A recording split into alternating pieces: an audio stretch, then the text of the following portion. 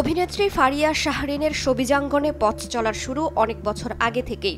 দীর্ঘ সময়ের এই ক্যারিয়ারে কাজ করেছেন বেশ কিছু নাটক ও বিজ্ঞাপনে। তবে তার পরিচিতি সব মহলে পৌঁছেছে কাজল আরিফিন অমির ব্যাচেলর পয়েন্ট নাটকে অন্তরা চরিত্রে অভিনয় করে। তাই তো ফারিয়ার চেয়ে এখন অন্তরা নামেই তাকে বেশি চেনেন দর্শকরা।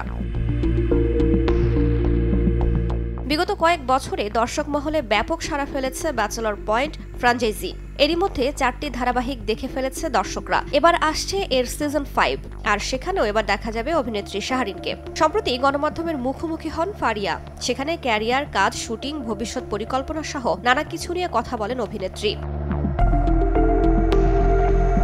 জানান খুব তাড়াতাড়ি ব্যাচেলর 5-এর শুটিংয়ে যোগ দেবেন তিনি। এর বাইরে মিডিয়াতে অভিনেত্রীদের নিয়ে ওঠা নানা বিতর্ক নিয়েও মুখ খোলেন তিনি। বিশেষ করে অভিনেত্রীদের আয়ের উৎস নিয়ে ওঠে নানা কথা। সে বিষয়ে ফারিয়া বোঝাতে চান, অন্যদের মতো তার নিজের এখনো গাড়ি বাড়ি নেই।